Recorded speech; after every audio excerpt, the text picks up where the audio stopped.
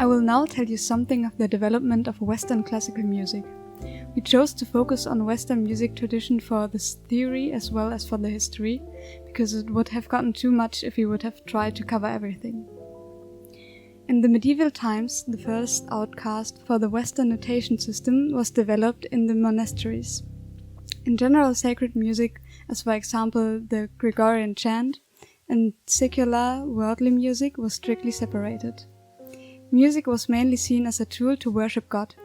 The music was polyphonic, which means that the music was constituted of several melodies which got woven into each other.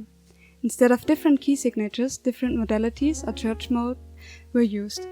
From those, one still appears in modern music, the aeolic, which is the same as the natural minor.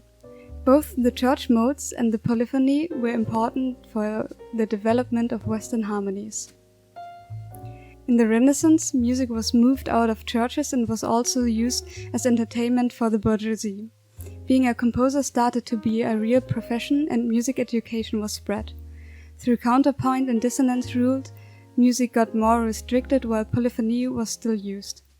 The opera was invented as well as a precursor of modern instruments as violins, bassoons, trombones, and keyboards. The breakdown of church modes happened, and the development of the functional modality or key signatures started. The creation of tonality, common practice, harmonic progression, and the circle of fifth happened in the Baroque times. The complexity and density of music increased and had a sense of dignified seriousness and great grandeur over it. Chamber music, concerto grossos, sonatas, dance suites, to which people did not necessarily dance, and fugues were prominent in those times. A normal structure for a piece was a melody voice, a basso continuo, and some accompaniment. Often one musical subject was moving through different voices according to the rules of counterpoint. The melody was often full of complicated cadences, and a musician had to be able to improvise those over basic chords. In Baroque times, precursors of most of the modern classical instruments were developed.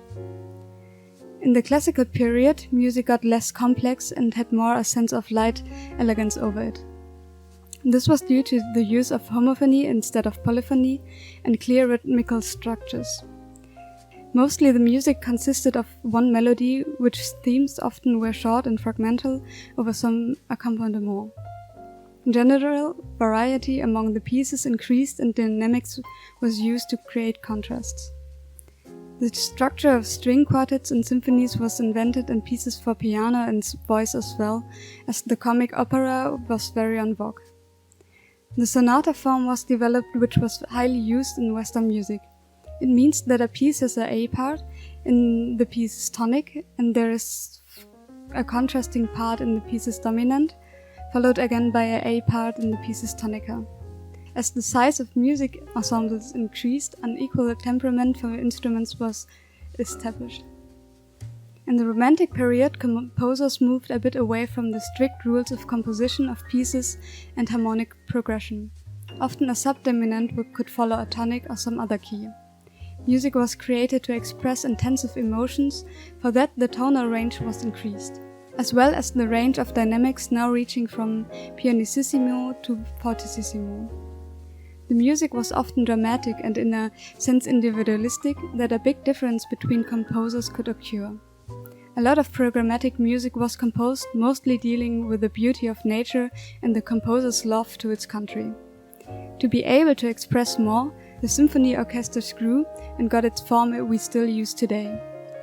In general, there was a greater emphasis on the melody, which had longer and fully defined themes.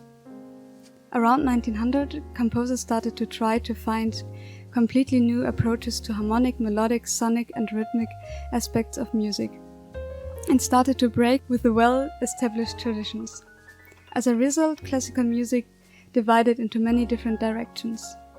The Impressionists tried to capture certain sound pictures of the mood of a moment. Very characteristic here is the harmonic ambivalence and lack of fixed structure. Expressionism tried not to follow rules of music theory and find a unique expression for the composer's emotions. which resulted in sometimes atonal and arrhythmic music with only broken lines of melody. A very prominent example for this is Schoenberg's 12-tone music.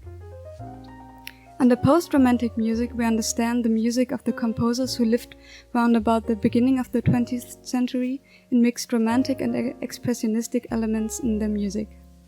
Serial music tried to fix all parameters of music as tones, rhythm, dynamics, timbre, and articulation, and number cycles, to explore all possibility within music without the faultiness of human preference. Postmodern or contemporary composers questioned the boundaries of what we perceive as music and the old system of notation.